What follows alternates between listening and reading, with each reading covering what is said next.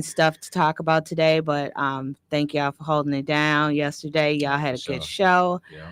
Um, I just tell you real quick, I was in the emergency room because my blood pressure was kind of high. It was 180 over 101, Ooh. 175 over Miss Cole, when 102. something happened, and let us No, know no, why no. you I ain't did. go to I the did call. hospital. I Oh, you did didn't call. call Yeah, me? I called. But check this out. Look at So her all trying to no, no. brush Just your listen to food. this. Listen to this. Mm-hmm. All weekend, that's what my blood pressure was. I go to the emergency room because that's pretty high for me. Mhm. They took my blood pressure 6 times. 125 over 89, 130 over 80. Not a high blood pressure to have. Oh my goodness. And then I thought maybe that it was because of my cuff that I have at home. So I stopped at Walgreens to get my blood pressure taken, right? Mm-hmm. Mhm. 170 over. So I don't know. I don't know what is going on. Maybe I feel comfortable and that I'm finna get taken care of at the emergency room, that my blood pressure go Yeah, down. that could be some. But this is election day. We have a lot to cover, so we're gonna Yeah. start in right away. We will be having a guest. One of the candidates on the ballot is Lakeisha Myers. She is on her way in. Um, but let's talk about the elections itself and that it's a low turnout. You guys have to get out and vote. Anybody who is in the 4th Senate district, please get out and vote. Yep. There's two candidates, um, State Representative Dora Drake and State Representative Lakeisha Myers. Full disclosure, both were asked to come on the show, and one could not. One it didn't. Her schedule wouldn't allow it, but they were both asked, and one will be on. So I just want to be full disclosure. We're not um, advocating for anybody. We're It's not just biased. we're not biased. We just gave it out. But we have a lot to cover right now. So let's talk about the elections. Mm-hmm. Oh, just any angle from any elections? Yeah, just Okay, This yeah. is a very important election. This is for Senate Are we District talking about ours? Are we um talking about the local election then, right? local, this Okay, the cool. special election. Okay. And this is for used to be Senator Taylor's Mm-hmm. district, and Mm-hmm. now Judge Taylor. They're having someone replace her, and those two candidates are Lakeisha Myers and Dora Drake. And you have a choice in those communities that had Lena Taylor as your representative. You have a choice to go vote for your next representative. Now that is very, very important. So when you get your next representative and you did not vote, please do not be a person that complain about this person not representing you right, because you need to cast your vote today. I know it's rainy. It's going to be raining all day, different pockets. And it is so weird. We could take a poll on how many times, even in the winter, it rains on election day. I don't know what it is Yeah, it about seemed like it's election day. yeah. It's just like a day of cleansing or something. but That's this a good way is of saying this it. is let me break this down to you so you may be able to understand this. This is an important election. This person, um, there is a possibility if we don't do things right, there could be a super majority. And that means um, no matter what Tony Evers vetoes, if they have a super majority that can override it, and this is such a dangerous situation right now, Mm-hmm. in the sense of they could push legislation that none of us, at least in the Milwaukee area, or the people of color, because that is what Wisconsin Voices actually stands for and believes in. That's one of our emphasis is protecting marginalized, disenfranchised people, as well as people who don't have a voice. And they could throw in a whole bunch of legislation that could pass. So this special election is super important. Some of these people, polling places at 8 o'clock in the morning, had only one person that came in. Um, this is this is big. this may not seem like it's a big issue, but we have to put people in place that we can stop some of the rhetoric that happens with our legislature, and especially when it comes to Milwaukee County. Mm-hmm. They always have an issue with bringing funds into Milwaukee County or Mhm. helping Milwaukee County. And I want to, express this to the people the representatives who serve people in Milwaukee County. You guys need to understand Milwaukee County consists of, what is it, 19 municipalities. That's West Allis, Wauwatosa, Fox Point, Bayside. Anytime they do something against Milwaukee, most of the time the city of Milwaukee, it's against Milwaukee County. Mm-hmm. So you're involved in that as well. Mm-hmm. Mhm.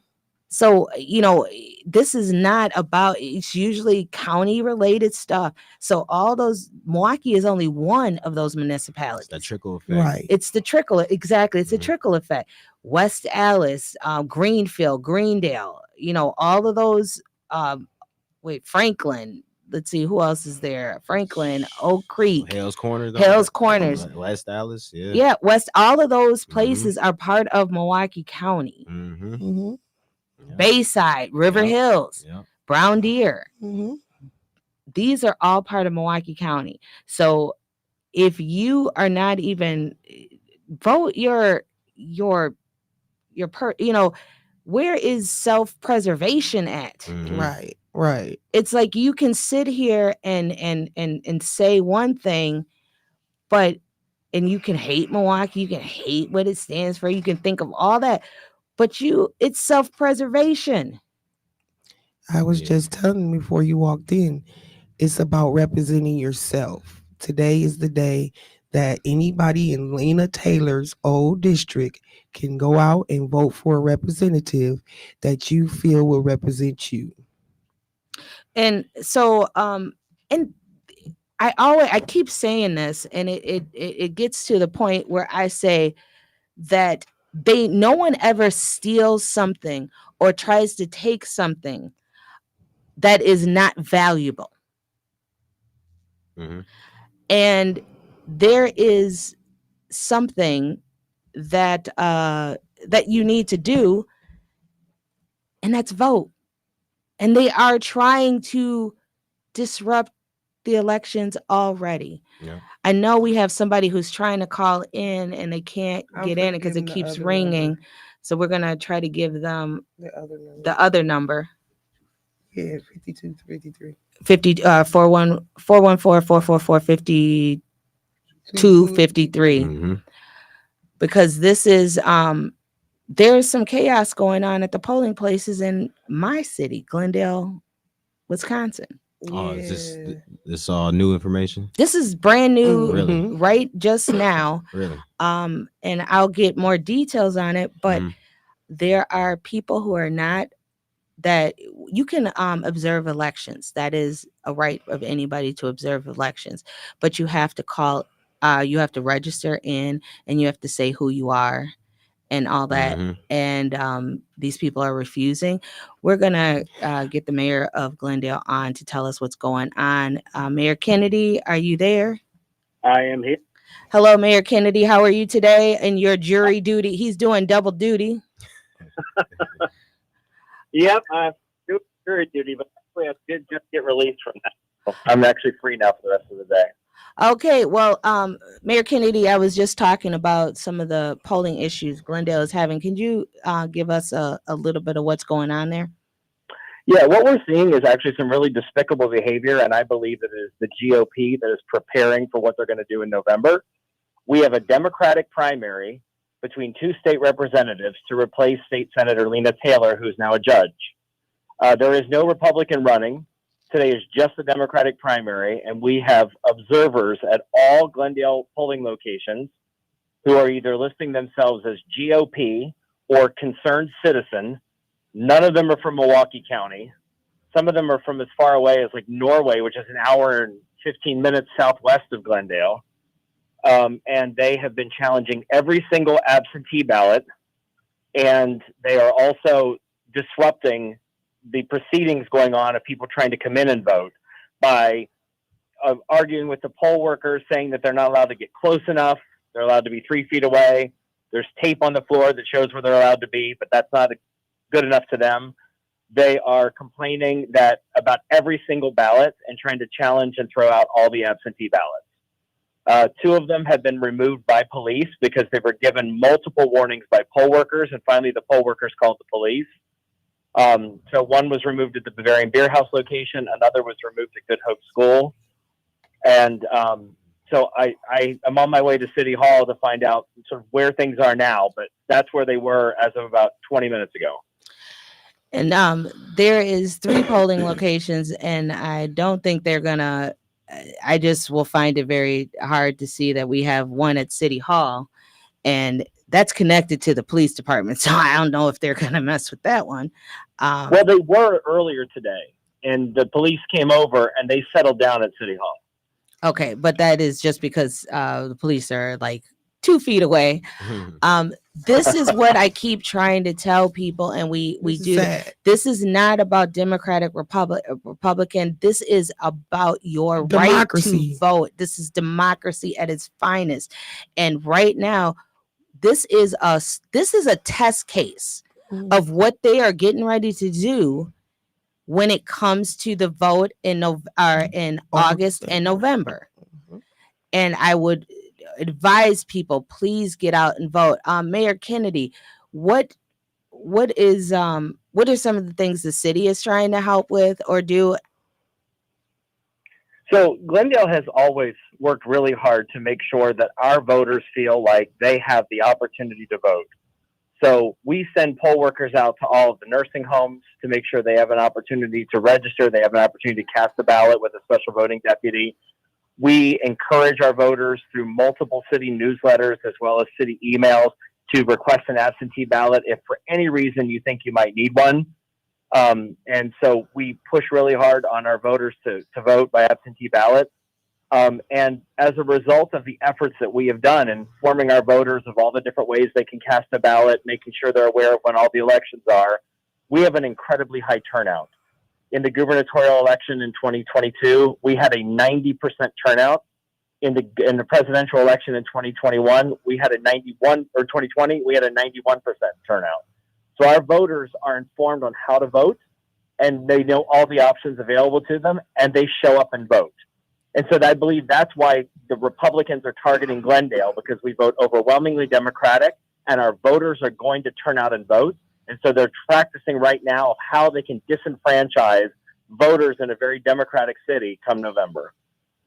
Well, thank you, Mayor Kennedy. Please keep us informed. Wisconsin Voices is going to try to make sure that people get this information, but we're also going to push. One of our pillars is protect democracy. This is part of protecting democracy, Yes. getting your vote out, making sure that your vote counts, and making sure That you're comfortable when you go to the polls as exactly without Mhm. having Right. to have a huge issue just to get to the ballot box. Right, absolutely. Well, thank you, Mayor Kennedy. I appreciate you, and we'll get updates soon. Okay, I'll let you know if anything changes. Thank Thank you. you. Thank you.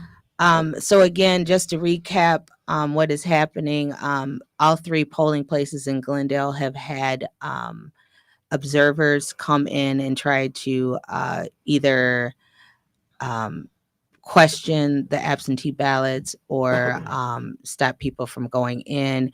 2 have been removed from one of the polling places, one at the Bavarian Beer House, which is my district's polling Mhm. place, and then the Good Hope School. Oh, wow. And the third polling place, which is the city hall that is connected to the police department, they had some disturbing, but it went pretty quick because they You right by the jail. we right by the jail. So I think that's, but please. please Mhm. exercise your right to vote. Here's the other thing that even though I am, affiliated with Glendale, this election also will determine people in Milwaukee who your representative is going to be. Now, as you just heard, 90% of Glendale comes out to vote. Pretty much, it's an average of 90%. Shorewood is close to that as well, or Mhm. right close to it. But as a Milwaukee resident, you have a vote too.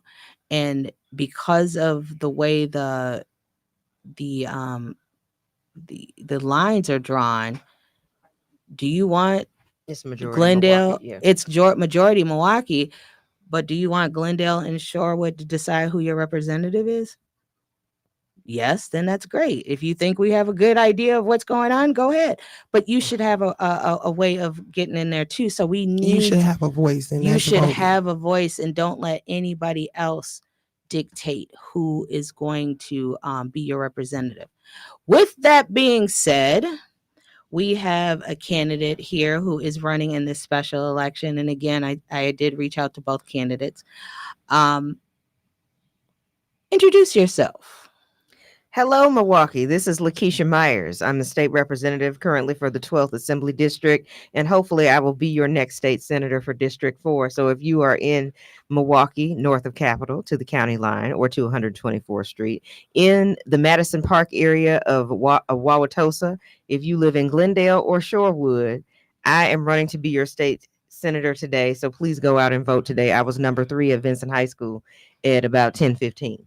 So, and it was 2 people behind me. So 3, 4, and 5, I saw who they were. Oh, you voted today? Yes, I always vote on. Well, this is how we roll when we have candidates in. We're going to ask first and foremost, what does a state rep do? Because a lot of times people are like, what am I voting for? Right. So tell me, or a state Senator. senator, because I forgot you a rep now.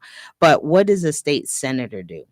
So a state senator is similar to a state rep. You do the work of the people at the state level. So in essence, the things that we are prescribed to do are constituent outreach for anything that deals with a state agency. So if you have issues with the Department of Children and Families, you have issues with insurance, you need Title 19, you can reach our office and we can help you walk through those processes. If you need help with SNAP benefits or food share, call it in Wisconsin. So if you need help with navigating those avenues, unemployment insurance, we do all of those things. We help you navigate every state agency that exists. So if you have any issue with a state agency, you call your state representative or your state senator, and we should be able to elevate that or get you some resolve to that situation. Now, that's what we're prescribed to do. The other stuff comes under the guise of constituent relations. And that is when you see Black History Month programming, when you see the additional things that we do in the Capitol to bring awareness and civic engagement to the community, we do that as well.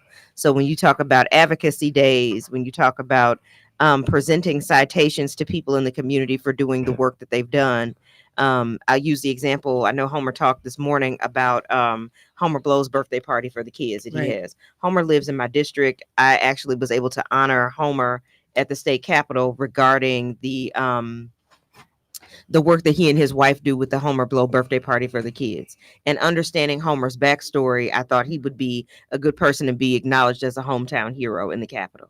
And he was able to get that. So that was a specialized moment where he was able to address all 99 members of the assembly and have a citation presented to him as one of our hometown heroes. So we're able to do different things like that. So and I know we have a caller, but I want to get a little bit into this. And another thing that I believe you guys do is you represent your district when in regards to the state budget. Oh, absolutely. Yes. And I think that's a big piece of it. A big piece of it. Kind of explain what. Sure. So when you look at the state budget, a budget is the fiscal description of your priorities as a state. And if you think about in the legislature, we have 33 members in the Senate and 99 members in the Assembly. Everybody wants to have a voice and a piece of the pie when it comes to what we give to the state and how we distribute those funds throughout the state agencies. Part of that is making sure that your priorities and your visions are represented in that budget. So if you are a person who understands what corrections, is supposed to do, the rehabilitative purpose of corrections is probably the largest piece of the pie in the state budget because it's the largest agency. And they have to sustain the people that are in custody. So understanding that, how much of that is going for salary and benefits for people who watch the folks who are in custody, how much of that goes toward food service, what is the quality of food service, all of those things get delved through in the state budget process. So when you look at the actual piece of rehabilitative services, that percentage is smaller Right. in the state budget. So if you're a person that advocates, like you're working with Expo or any of the other groups that talk about people who are incarcerated and what those priorities are, and you actually want to see rehabilitative services in the state budget, you have to increase that piece of the pie. So tell me what you want to see as far as AODA treatment that exists for people who are incarcerated. Because if you went in for an addiction issue and it doesn't get addressed, guess what? You're You doing can walk it. right out of the door and still have an addiction issue. Yeah. And now we're just repeating this cycle all over again. Mhm. All right, we're gonna take this call. Caller, go ahead. Good morning, and thank you for taking my call. Good morning. Good Good morning. morning. Morning. Assalamu alaikum to you all. Walaikum salam, brother Christopher. Yes, ma'am, Dr. Myers. I guess you got a fan base already. right? Well, I was calling because Dr. Myers, I did cast a vote a while ago. I forgot what time it was. There wasn't a lot of people where I went, but I casted my vote. I casted it for you, and a person asked me as I was leaving, why did I vote? Why did I vote? Then I was like, I just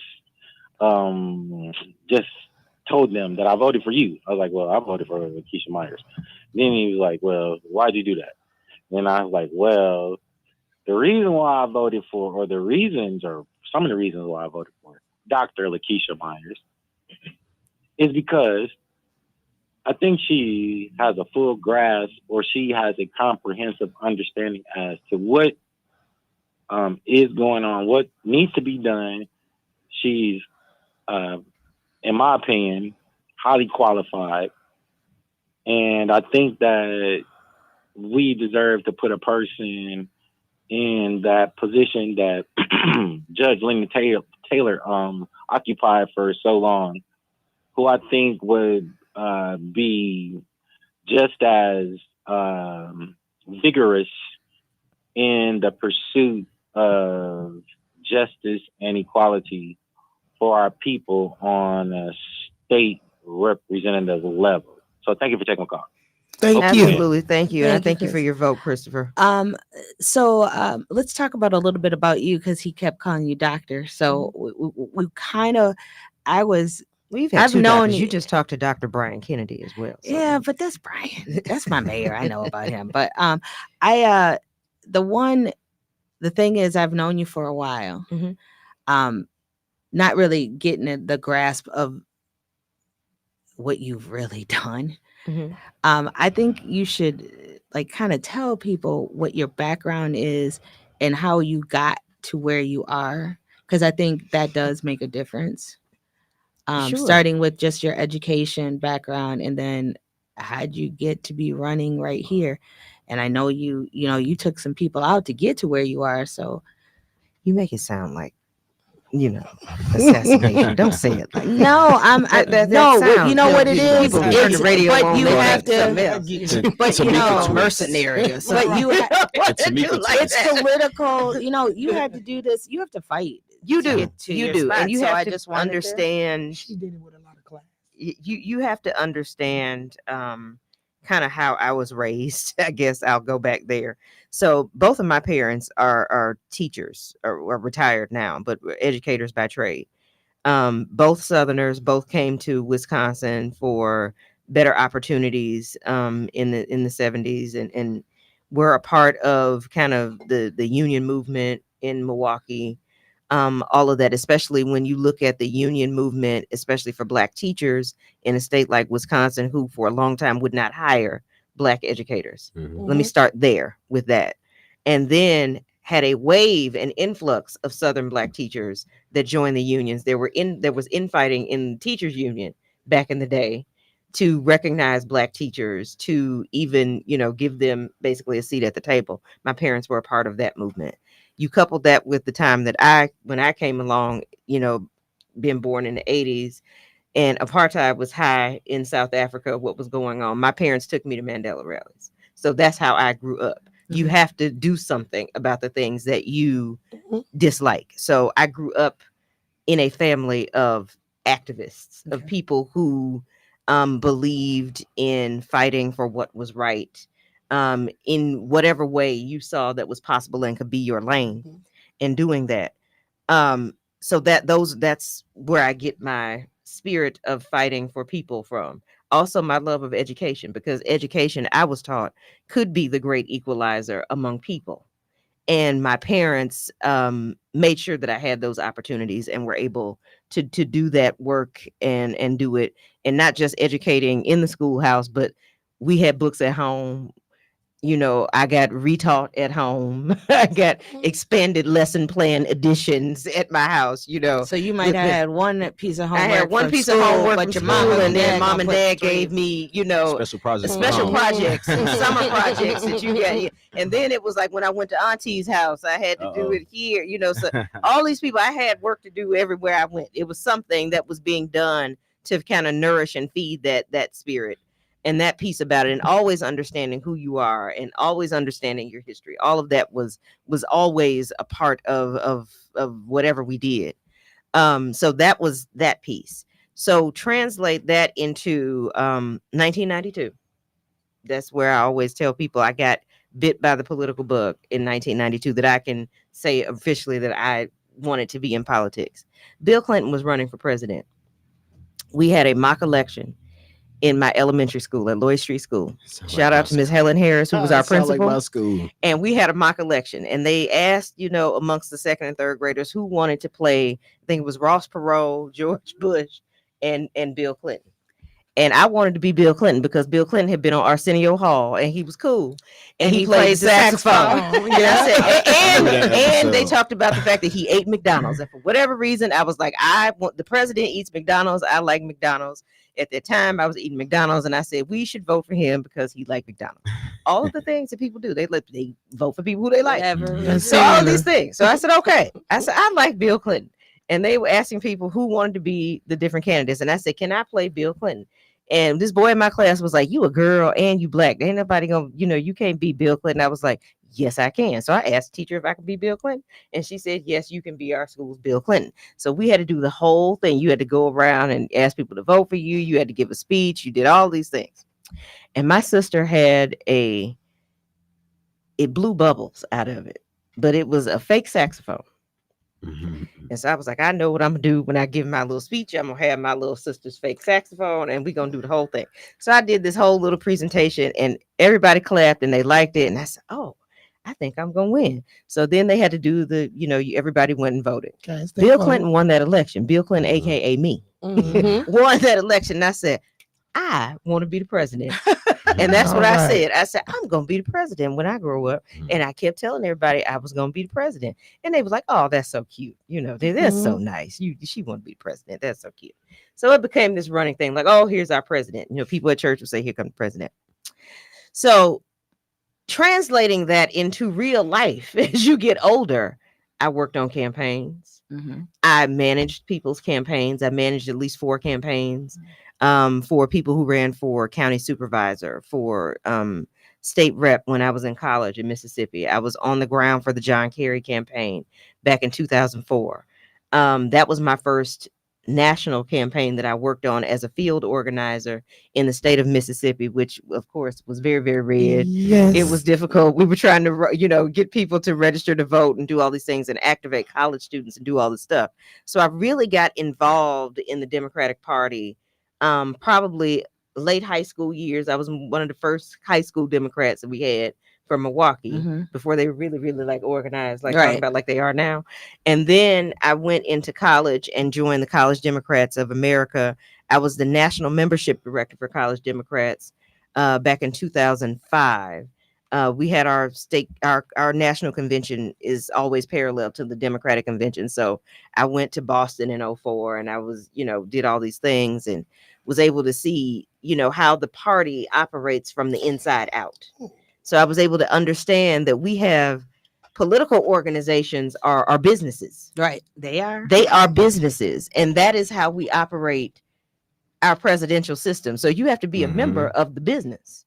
You have to be a member of the club to actually do this work and to understand what it takes to run for president, and the behind the scenes pieces Right. with people who are lobbyists and people who their sole job is to raise money, and they pack money for, statewide candidates and do all this stuff. And I realized, number one, the fact that there were not that many Black people involved at that level.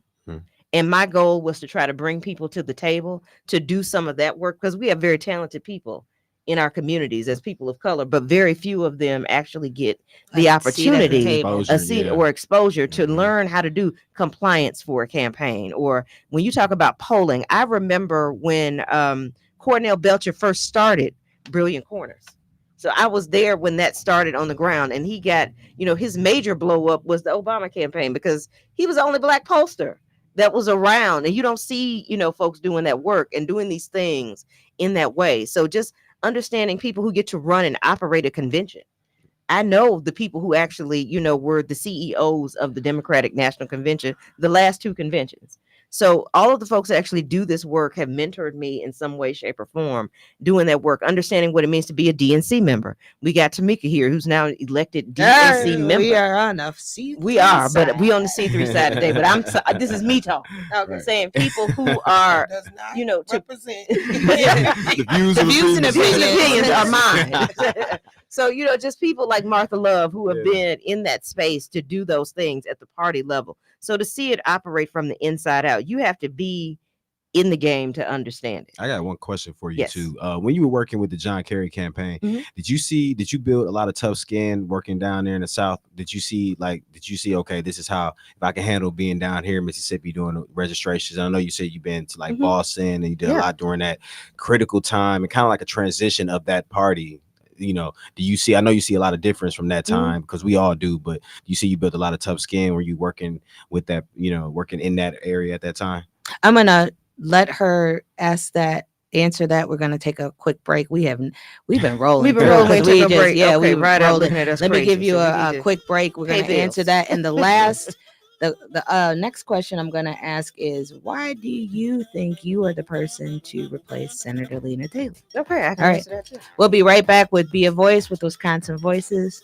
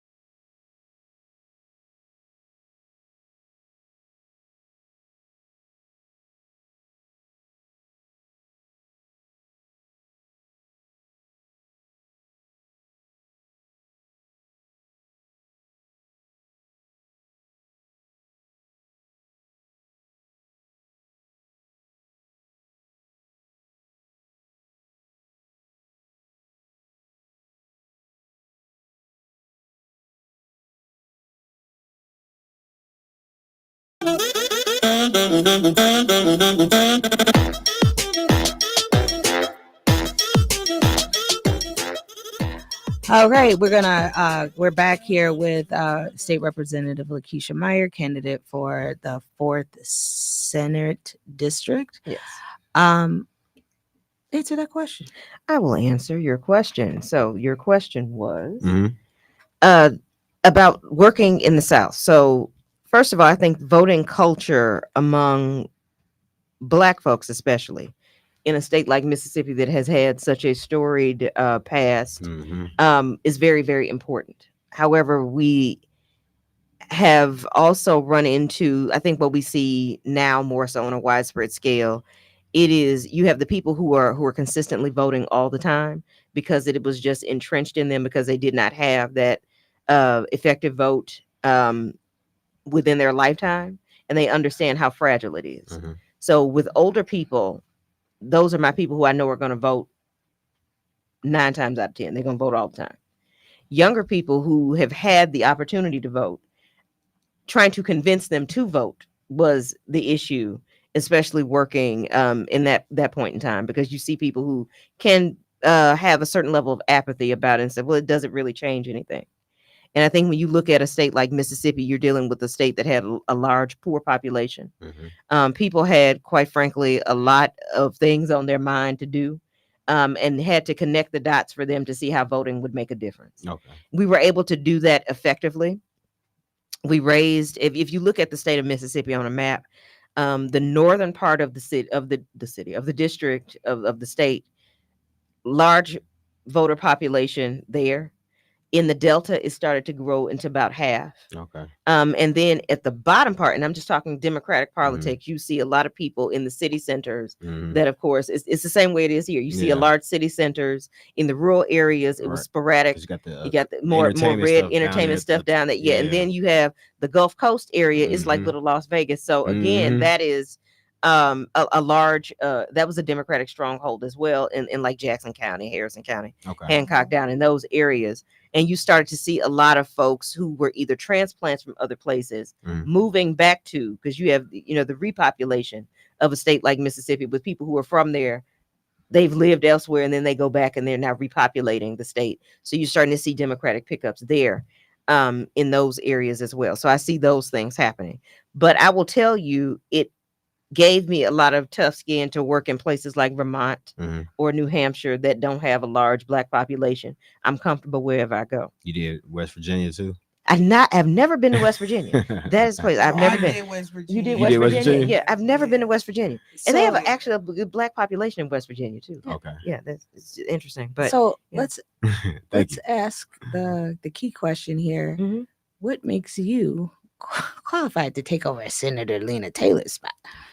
I mean, she's been there for a year, and I know, and she's been there for almost 20 years or close to 20 years. Yeah, she was in the legislature for 20 years. Yeah. So I will say this to me, and this is my, like I said, views and opinions. This is me. Lena Taylor is the blueprint of how to effectively legislate. That's what I believe, and especially in a state like Wisconsin, because she took what the job description is and what you're supposed to do and amplified that times probably 1,000. Lena is the person that came to if you invited her to come to church, she was coming to church. If you invited her to speak at, your cousin Tay-Tay's baby shower, she was coming to that too. And I use that as an example because that's how you effectively serve the community. When I worked in her community office, is saying because you always keep your ear to the ground and you're always engaged with the community. It was not a title for her. It was service. It was the work. And that's the way I look at this. I like legislating. I like creating bills. I like reading the budget. I like, because I'm nosy. I want to know what's in there. I want to know where my money is going. So I can tell you, this is something. You are a chef. Do you know you can get agriculture tax credits and work with this particular way? You can do this thing. Do you know that if you go to college for this, there's a scholarship waiting on you at these universities? How does that translate into the workforce for our state? It's access and opportunity. That's why I want to do this job. So when you see the things that I've done and the access that I've been able to create in the assembly, imagine that will get amplified yet again with a Senate budget, because we get more money in the Senate. I'm just be honest with you. Not more money as pay, but more money as far as office supplies and staff and just doing the just work. doing in the work. community. Having a district office would be great, so I can move out of my kitchen table. Those things, help me, so I don't have to keep going to the library to meet with constituents where they need stuff. There's a designated place to do that. But I think those are the things that I look forward to when you think about being a senator. So that's the piece of it. I think I have the moxie to follow Alina because I was taught by somebody who taught me how to do it correctly. So I have a question. Okay. I do.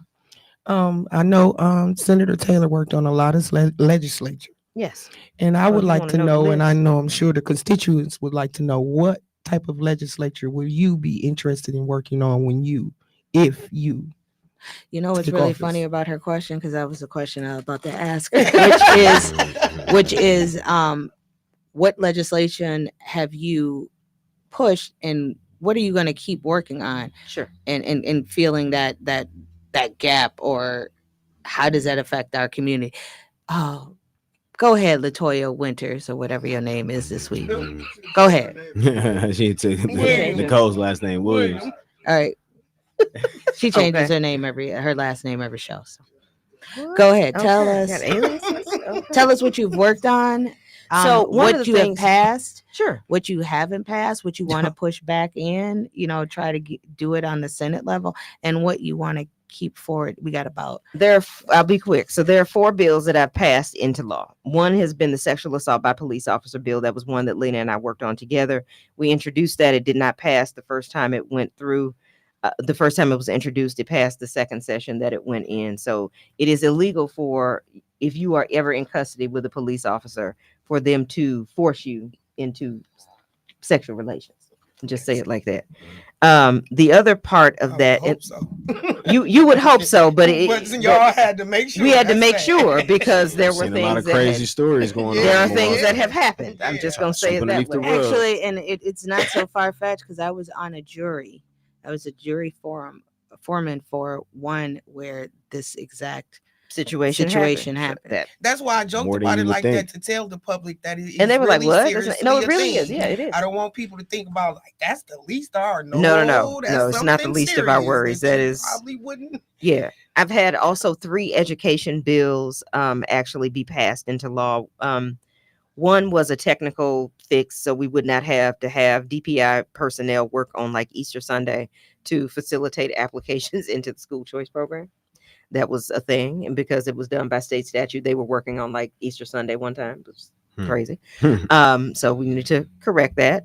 The other 2 dealt specifically with teacher licensing, to make sure that it was we had reciprocity across states for people who were prepared elsewhere. Like if you got a teaching license in Illinois, that you could bring that license to Wisconsin, and we would say, okay, we agree that you can teach. I was prepared as a teacher outside of Wisconsin, but had to transfer my license here and had to run through like 20,000 loopholes to I'm like, clearly I know what I'm doing. And that's love on y'all I part need for that to- one. yeah. That's love, because there's Yeah. a lot of teachers. It's a lot that of come up teachers here. that come here Yeah. and that have been, and they have to take additional classes, and you're now forcing people into further debt to try to, meet the standards that are in this state, which should be, if you can pass the praxis 1 and 2, you should be able to teach. I'm just sorry. Yeah, right. And that we should need be them it. great teachers. Don't run them off. Don't run them Yeah, off. I That's the agree. whole thing. So those were the other 2 bills that I passed. You asked Latoya about bills that I would be looking to reintroduce or introduce.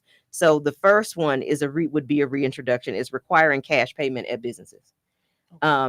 Yes, I know we deal in digital currency a lot with the respective Cash App and other ways, and everybody has a card. Most people have a card. There is a large population of people that are elderly and those that are more indigent that are unbanked. These are people who do not have a bank account. If you had to ever start over, if you just get released from jail or prison, it's difficult for you to start over and get a bank account. And most people don't know that you can just walk into a bank and get a savings account, and that could suffice and help you with that banking situation. I believe that cash is still legal tender in the United States. As long as they're still printing money, we can still use it. So I think there's something to be said for businesses who do not utilize cash, because you're taking away, even when you go to Summerfest, you pay for parking with a card or through an app. why not cash? Yeah. You're turning away people who would otherwise participate in large scale events when you don't accept cash as payment. So accepting cash as payment should be the norm for any business that operates in our state. That's one thing. The other part of that is Wait, can I just go back to Yes. say one other thing?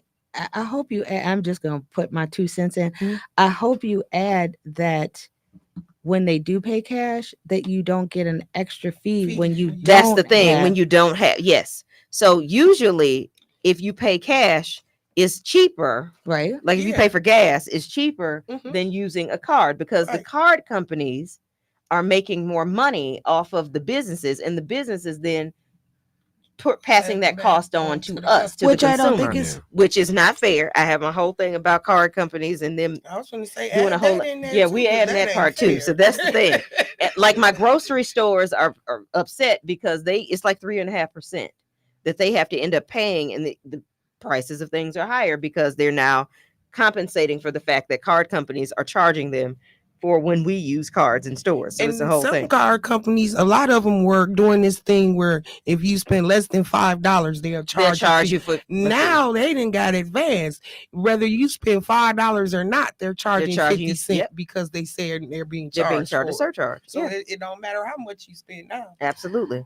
The And- other part would be the Crown Act. I'm going to keep introducing the Mhm. Crown Act because I think it's important for us to have equitable workplace spaces for Mhm. folks, and we should not be discriminating against people because of how their hair grows out of their scalp. Jermaine, Yeah, Jermaine would not be allowed you to would work in not certain be allowed places to work because in he has certain locks. places. So, and that's why Jermaine said, "I got my own job, my own boss." But it should be allowed, like she said, you shouldn't be judged by Right. your hair. and Absolutely. how you wear it. or that you don't do it and you just put it in a ponytail. You know, right. One thing that I look to introduce early in the next session, if I'm so able, would be something called the Taylor Swift bill. And y'all looking like, why would you introduce something called Taylor Swift bill? Did our Yeah. faces change? Yeah, your whole face Did was it? like Taylor Swift. Right.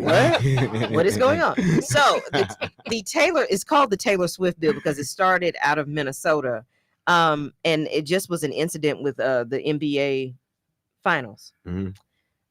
The actor Wendell Pierce, not sure if you're familiar with him. He's been in a whole bunch of movies.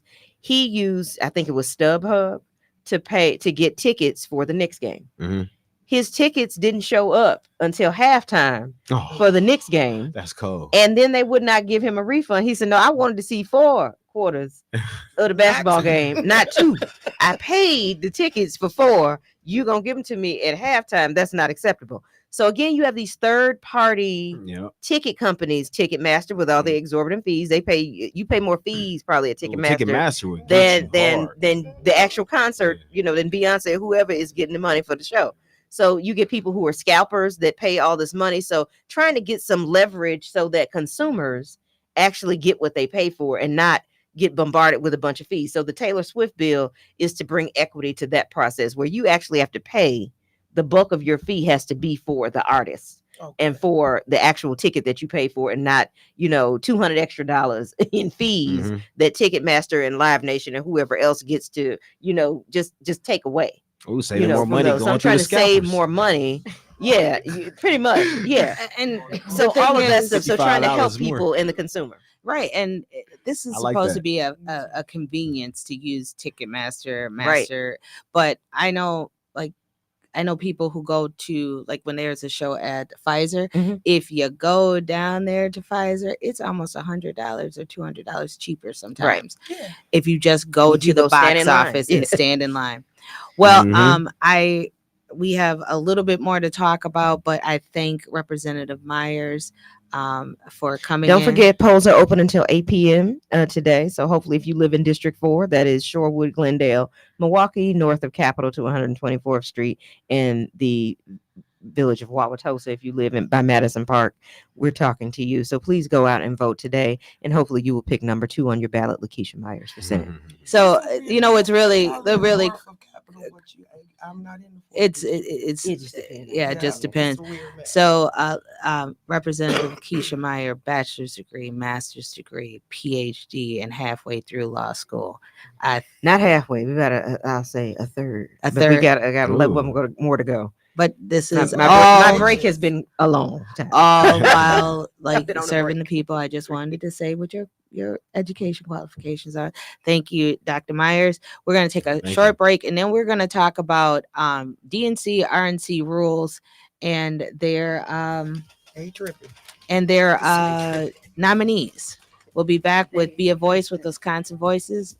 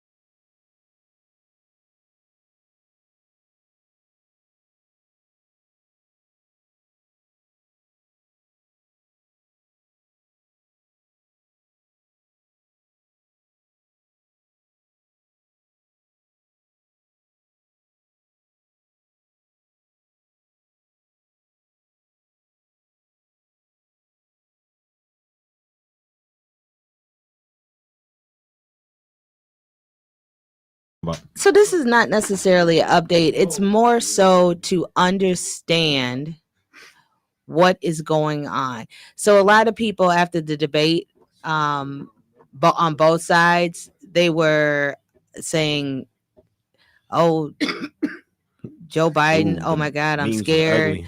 And then other people, even on the Republican side, was like, what's going on with Trump?" And both sides are like, "Can we pick somebody else at the convention?" And I want to try to educate people on these conventions and the rules that tie this. In most states, not all, but and I'm only speaking in kind of large frame, not specifics, because there are some specifics that this would not apply to. But when you go as a delegate, you are signing a pledge to vote for that person. So when you are a Joe Biden delegate or you are a Trump delegate, most of the time you're signing a pledge that at least for the first round, you are going to vote for that person. Now, the only way that you don't have to vote for that person on the first round is if either one of the candidates say, "You know what? I'm suspending my race. I'm not running anymore." So if, for instance, Joe Biden walked in today and said, "You know what? I'm done. I'm not going to run anymore," then that would be a kind of like a free for all. And then all the delegates would be free to vote whoever they wanted to. But at the convention, at least for the first round, they have to vote that. Now, the reason the super delegates and stuff came into play in 2016 is because Donald Trump and Hillary Clinton were so close that nobody with just pledged delegates had enough to get over that threshold. Mhm. So that's why the super delegates came in. With these two elections, almost all of the delegates that are pledged are already pledged to them, so they will be able to get over that threshold. That's the first thing. So let's just make it clear that it is going to be rare if something happens, that we will either party will be changing their nominee. Secondly, there is a lot of both Democrats and Republicans who would be disenfranchised if you decided to do that, because everybody doesn't agree, even though, some people say that Biden and Trump had bad debates. There are still people who are supporting. So you don't want the people who are supporting Trump to split. They might split from the party and they may not get a nominee. Same thing with the Democratic side, where there are people who want to replace Biden, but there are also people who think that he's our best shot to beat Trump. So as we sit and talk about some of these things, there's a bunch of stuff going out, but you really have to make sure that is it feasible.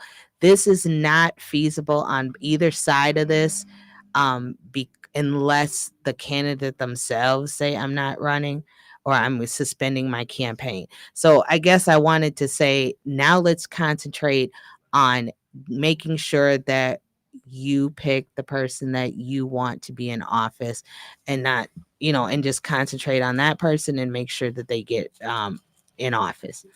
We do not endorse anyone, so we're just saying you should exercise your right to vote. This is just presidential. This in in August, you will be trying to pick your two people, or the people that are going to serve you on the Assembly and the Senate side. That's important as well. Um, Thank you for coming in. This is Be a Voice with Wisconsin Voices. We will be back on Friday to try to expand on that a little bit and give you some more information. Bye.